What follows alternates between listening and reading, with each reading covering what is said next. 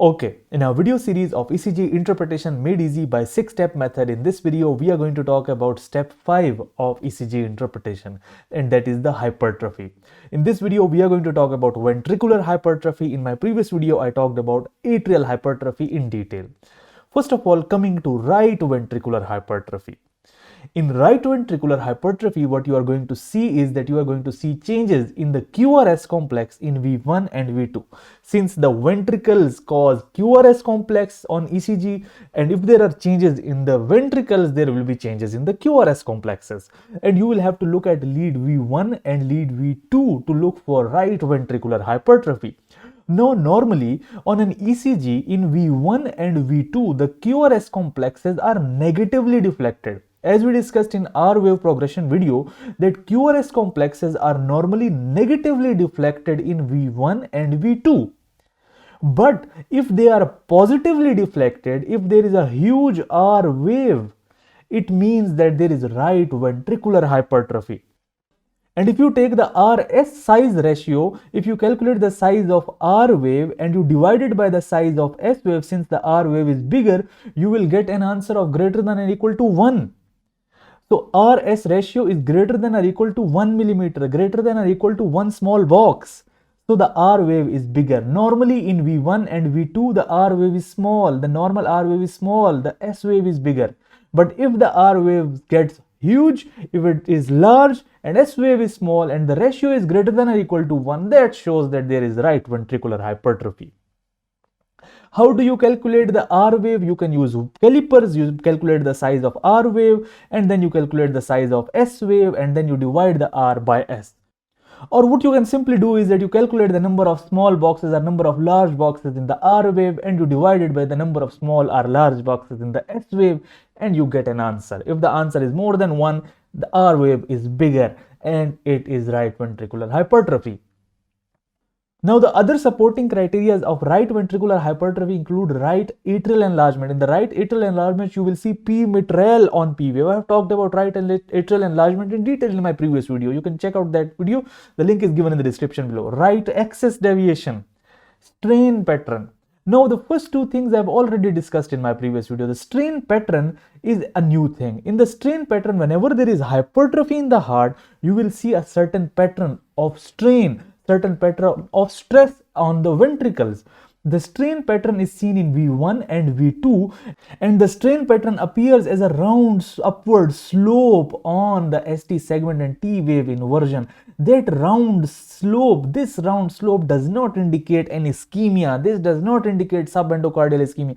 This round shape, this round pattern, this is strain pattern, and it is usually associated whenever there is right ventricular hypertrophy or left ventricular hypertrophy, there are associated changes of strain pattern. This is a strain pattern. This does not indicate ischemia.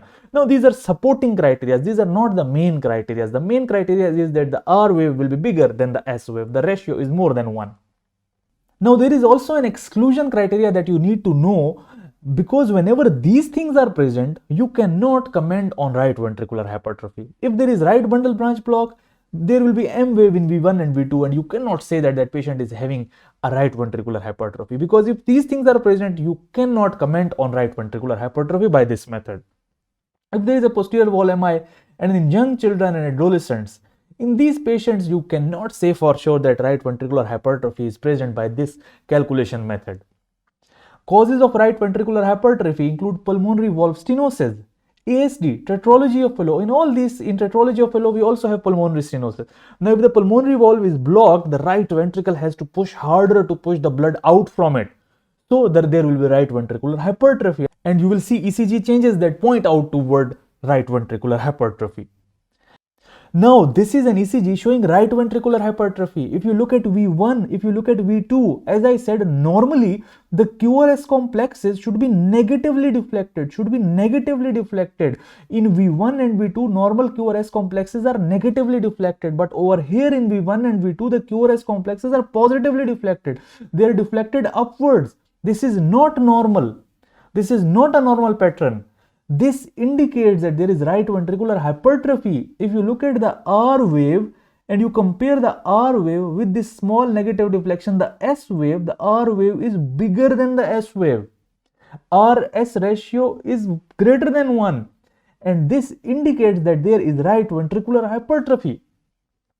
Now with that, if you look over here, this upward sloping, look at the sloping of the ST segment, look at the inversion of the T wave. This sloping pattern, this sloping indicates toward the strain pattern. This is the strain pattern. Upward deflection of the R wave with strain pattern, this is not showing ischemia, this is showing right ventricular hypertrophy. Look over here, this is the presentation of right ventricular hypertrophy. Now we will solve this ECG by 6-step method, and we will find out that whether there is right axis deviation or not. We will find out more supporting criteria for right ventricular hypertrophy. Now, if you have been following my previous videos, you will be easily able to understand what is calibration, rhythm interpretation, R wave progression, axis deviation, bundle branch. I've talked about this 6-step method in detail in my previous videos. You can check out those videos. The link are given in the description below. Now let's solve this ECG. The general impression is that it looks good. There are no ugly morphologies, and the calibration, let's look at the calibration. The calibration marker shows that it is 2 large boxes tall, 1 large box wide, which is standard calibration. The ECG is printed out at 25 mm per second. Let's look at the rhythm interpretation. In the rhythm interpretation, this is the sinus rhythm. There are P waves followed by QRS complexes, P waves followed by QRS complexes. It is a sinus rhythm. Let's look at the rate. Let's calculate the number of large boxes between the QRS complexes. We have 1, 2, 3, 4 and almost 5. So 300, 150, 100, 75 and 60 beats per minute. Sinus rhythm at the rate of 60 beats per minute. Let's look at the R wave progression. Now in the R wave progression, we will look at the precordial leads. In the precordial leads, V1 and V2 should be negatively deflected. V5 and V6 should be positively deflected. And they are positively deflected in V5, V6, but they are also positively deflected in V1 and V2, which is not normal. The R wave progression is poor. There is poor R wave progression. Now let's look for axis deviation. In the axis deviation, you will have to look for lead 1 and you will have to look for lead AVF. Now in normal axis, the both QRS complexes are positively deflected. In lead 1, the QRS complex is negatively deflected because this S wave is bigger than the R deflection. The S deflection is bigger than the R deflection. So it is a negatively deflected, it is a downward deflecting QRS complex. If we look at the AVF, it is upward deflected. Now, if both the QRS are pointing toward each other, if they are trying to reach out for each other, if the QRS reaches for each other, that is a right axis deviation. So there is a right axis deviation in this ECG. If we look for bundle branch block, we'll have to look at V1, V2. Let's find out for the M wave. We don't have an M wave. Let's look for V5, V6. We don't have an M wave over here. So there is no bundle branch block. Now let's look for hypertrophy. Let's go for the atrial hypertrophy. In the atrial hypertrophy, let's look at the P wave. The P waves are normal over here. There is small notching present in the lead 1, but the P wave is not wide. If the notching is there, the P wave should be greater than 3 small boxes. So the P wave is small. So we'll say that the hypertrophy is not there. It is difficult to say that whether there is atrial hypertrophy or not. Let's look for ventricular hypertrophy. Let's look at V1 and V2. The R wave is positively deflected. The QRS complexes are positively deflected, which is not normal. And the R wave is bigger than the S wave. So there is a right ventricular hypertrophy in this ECG. Now let's complete the rhythm interpretation. So it is a sinus rhythm at the rate of 60 beats per minute with poor R wave progression, right axis deviation with right ventricular hypertrophy. This is the beauty of 6-second method. If you have been following my previous videos, we have discussed each one of these things. And by this 6-step method, where you look at the general impression, in the second step you look at the calibration, in the third step rhythm interpretation, 4th step QRS assessment, 5th step hypertrophy, and 6th step we will discuss in the coming videos, the ischemia assessment. By this 6-step method, you never miss out a single finding in ECG. If you liked my video, please click on the subscribe button. In this video, we talked about what is right ventricular hypertrophy, how to calculate right ventricular hypertrophy, what is the exclusion criteria, the causes of right ventricular hypertrophy, and at the end, we solved different ECGs.